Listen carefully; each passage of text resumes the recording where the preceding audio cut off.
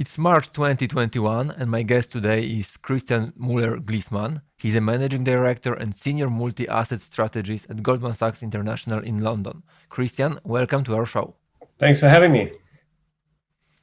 We will try to discuss the major market issues of last week's, insofar as it's possible to discuss it in 15 minutes. One trend which has grabbed a lot of attention recently is a global bond sell-off and a rapid increase in bond yields. The sheer pace of this development is quite perplexing because the bond market is the most liquid market in the world, especially the US market, and one would expect that this would keep the volatility low. So what has happened? Why this volatility has increased so much, and how do you understand this bond market rout?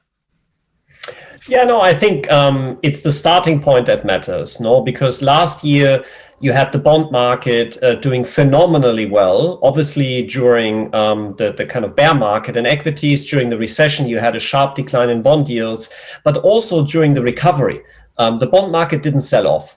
So you had essentially a major recovery in equity markets, credit spreads tightened, and the bond market didn't sell off. So there was some delay in response. And I think a lot of it had to do with the investors being quite skeptical about the prospects for growth and still being quite worried about the aftershocks from the COVID-19 crisis, which would potentially keep inflation and growth much lower. But I think after you had the vaccine announcement and the kind of rollout of the vaccines, I think markets have started to embrace much more the prospects for recovery this year. And I think especially kind of as you start to see better data since the beginning of the year in manufacturing, and you start to see also some price pressures in commodities, you've really started to see the market saying, all right, we have to catch up with regards to bonds. The way you put it, the bond sell-off seems almost like something natural and expected. But from the perspective of central banks, which are intent on keeping the monetary policy accommodative, the increase in yields actually means the tightening of the monetary policy. So do you expect that central banks will try to limit the bond sell-off and keep the lead on bond yields? It's a good question. I think certainly central banks don't like volatility. And as you were saying, the move in bond yields has been a bit disorderly. You've definitely seen spillovers to equities. You've seen spillovers to sentiment. So as a result of that, we're a bit worried ourselves if this bond sell-off can continue to kind of roil markets a bit. And I think central banks, they usually care not just about the level of bond yields, but they also care about broader financial conditions. And I think the interesting thing is that before the sell-off, financial conditions in the US were the most easy on record. They were actually easier than during the tech bubble. So from that perspective, central banks are not really under pressure to do anything because you are still dealing with incredibly easy financial conditions. But I think the fact that this rates volatility is lingering, is having impact on markets, is probably something they're monitoring closely. And I think what's important is also where is the volatility and where is the disconnect to their forward guidance? Because you've seen a combination of things. For example, in Europe, longer dated bond yields were really in the driving seat of the bond sell-off. Whereas in the US, it's been more the belly, the middle of the yield curve. So to some extent, the market is currently questioning when the Fed is going to start tightening and how much. And that's something certainly that is something the Fed might want to guide against. Okay, so for most investors, the most important issue regarding bond sell-off are the spillovers that you mentioned. Bond market is mainly an institutional market, but it can influence the equity market, which matters for retail investors. And usually when bond prices go down, the equity prices go up. But this hasn't been the case recently. The increase in bond yields has caused a lot of worries that it may somehow end the equity bull market, which to a large extent was built on the edifice of low rates, low yields forever. What do you think about this? I think you're absolutely right. I think you've had multiple years of falling bond yields. And at the margin, that has been a support for equities. So if you now start to see rising bond yields, you have to worry a bit about what that means for equities, and particularly certain parts of the equity market that have particularly benefit. If you think about long duration tech stocks, for for example, like secular growth stocks, you find that they have in particular benefited from this bull market in bonds, in particular last year as well, as real yields were declining so much. So there you see some real headwinds. You've seen the Nasdaq kind of have a significant correction. Also China, which is an equity market which has a lot of tech stocks, but also think about renewable energy stocks, like renewable energy, which has been a very popular secular growth theme, which has really accelerated during the COVID-19 crisis. These stocks are very long duration. They've benefited a lot from the low level of bond yields, and now they've really come under pressure. But generally, when we think about the interaction between bond yields and the equity market, we always look at three things: level, speed, and source of the move. I think the level is still pretty low. We have to be completely honest. Yeah, I mean, like the 10-year Treasury yield is still only 1.6, and we are struggling to still find a kind of positive yielding sovereign bond in Europe. So I think my sense is that the level is probably not a problem yet to really completely derail the equity bull market. In other words, the equity risk premium is probably still quite high in most markets. It has come down a lot, but in a long run context is still quite high. And then we come to speed and the source, and that's a bit more worrying. The type of speed of the moves, as we discussed at the beginning, is certainly something equities don't do well with, but we would expect that to moderate. And the final thing is the source. As long as bond yields increase because the market is embracing the COVID-19 recovery and there's growth kind of being priced in, it should be okay for equities to digest. The bigger threat is that the bond market is repricing inflation risk in a bigger way. And that could not necessarily be a good thing for equities at this juncture. Why do you think so? One could expect that expectations of higher inflation will keep the real yields low, even when nominal yields rise.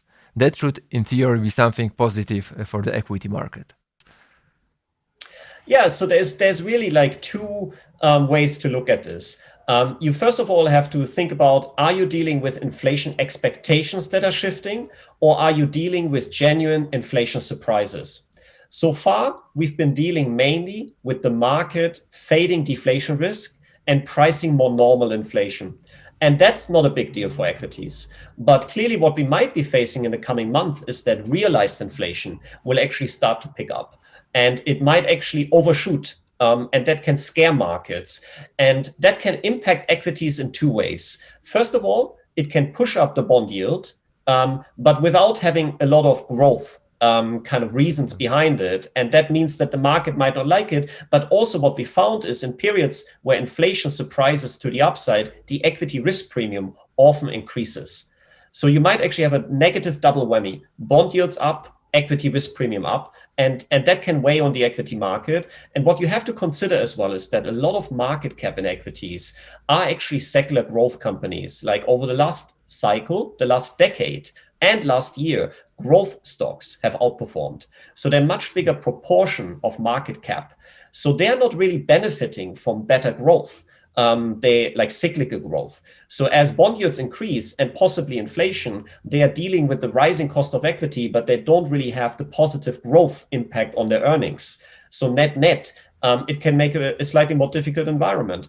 And generally what we find is that inflation in history, at least when you start to overshoot in terms of realized inflation, is not particularly good for equities at the beginning. Over longer time horizons, like in the 70s, equities were the better choice than bonds because you had a decade of inflation, and obviously equities can to some extent hedge inflation. But I think temporarily from the current level of valuations, we would be worried about really a significant pickup in inflation. Last year marked a big comeback of retail investors, and the new Joe Biden stimulus package includes checks for households. According to surveys, a lot of this fresh money will again be spent on equities, either directly or through investment funds. Is this something which can support the bull market despite the headwinds of higher yields and higher inflation that we have discussed? Yeah, no, I think we've definitely seen that type of behavior. I think you had a combination of like savings ratios in the US moving to very high levels. Part of that is the checks, but part of that is also the fact that people cannot consume. No, you have to be aware, like you cannot go on holiday, you cannot go out much. So it's not just the fact that you've had people receive the checks, but also that you couldn't spend. And as we start to see economies reopen, we would assume that spending does pick up. People go on holidays, people kind of potentially spend a bit more because they want to kind of catch up after like a bit of a lost year. And that should actually mean that savings ratios come down in a more less speculative way, that it kind of goes towards equities, but they come down because of a more traditional way. But to your point, I think retail demand for equities has been very prevalent. We see that in ETFs, like concept ETFs. We see that in all kinds of strategies and flows. And we've actually seen one of the largest inflows into equity funds on record in the last 2 months. So the question is, how much more? My sense is retail has already been a significant driver of demand for equities, which is to some extent why we are starting to consolidate a bit, because valuations have been very high and you are starting to see the first headwinds from higher rates. You're starting to see the market having to reassess how much growth we're really going to get. So my sense is to expect an incremental boost to equities from the demand from retail is probably too optimistic. But we would assume that the demand for equities will continue, where people will think about what really the bonds can do in your portfolio. And we have still a lot of money market funds out there, which are looking to be reallocated. So all in all, I would agree with you, but I wouldn't necessarily say that it will be a major wave of demand that will head towards the equity market. It certainly should cushion any type of drawdown. So already in our conversations, as we start to see the Nasdaq and certain popular retail favorites come under pressure currently, we start to see investors asking if it's a good time to buy the dip. No, and I would assume that retail will be part of that. You have mentioned that in the United States, a lot of the bull market was driven by growth big tech companies. And actually, this was a global phenomenon, but because the prevalence of such companies in the US, it was more visible there. And what about Europe? European stock markets, which are dominated by cyclical old economy companies, have underperformed over the last year. Do you expect that their fate will change this year and that they will overperform among expectations for recovery? In other words, is Europe better positioned to benefit from the recovery? Yeah, I mean, that's our view. I think we in our asset allocation have been relatively pro-risk. So overweight equities, underweight duration. And we've been going towards the more cyclical, towards the more value parts.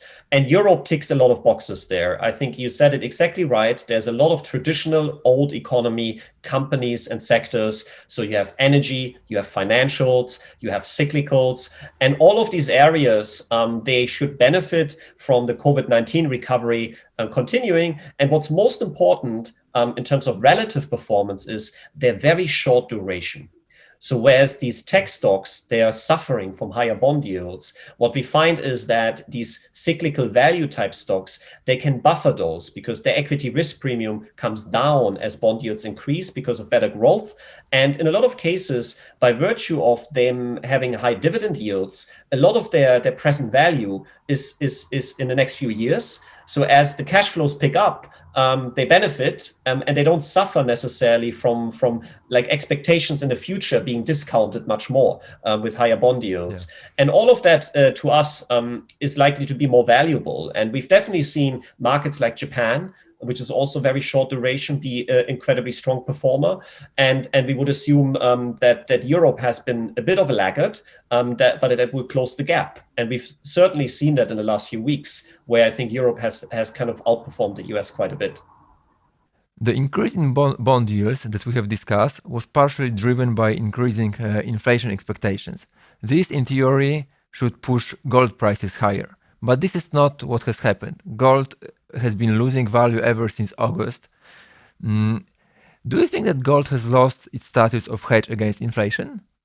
Yeah, it's a very good question. I think gold often perceived to be, people often perceive gold to be the obvious inflation hedge. But you have to consider it's an expectation-driven asset. No, and what we've seen is that inflation expectations have increased materially last year, and they pushed down real rates at the time, and it boosted gold. But in the last 2 months, we've started to see real rates move up.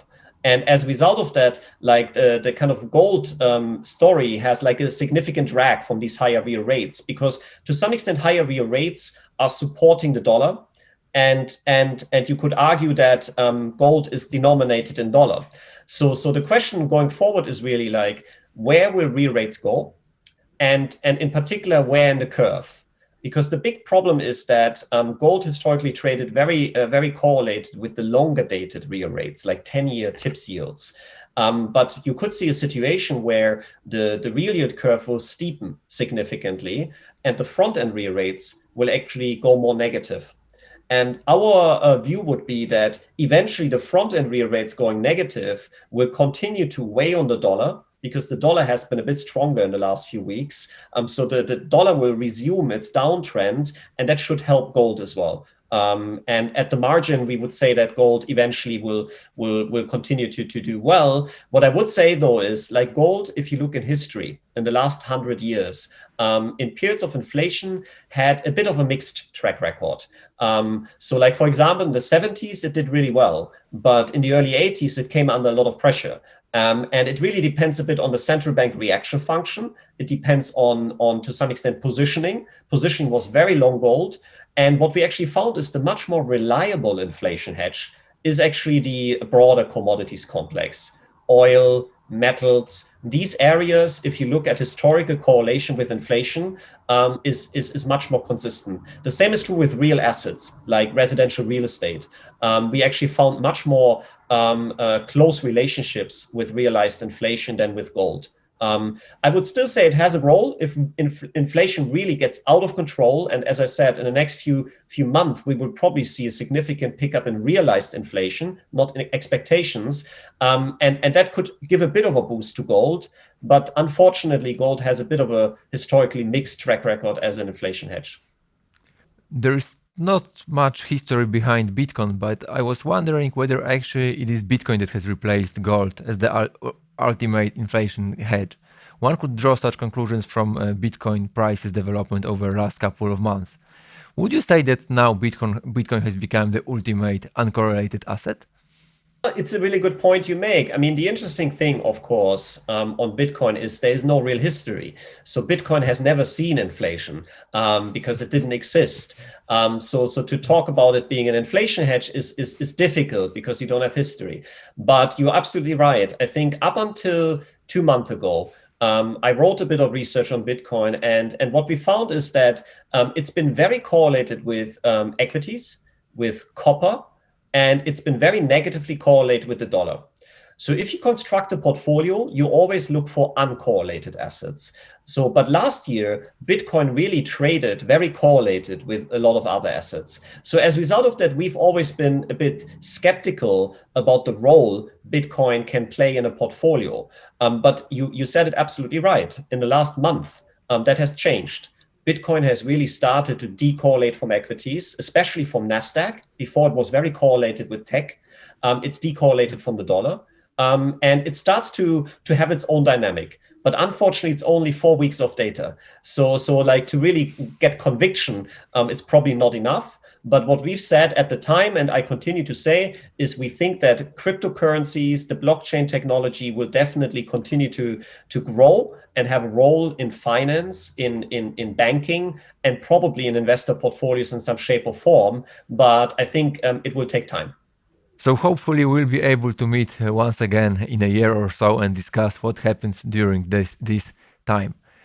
Our guest today was Christian Mueller-Glissmann. He's a managing director and senior multi-asset strategist at Goldman Sachs International in London. Thank you, Christian. Same for me. Thank you.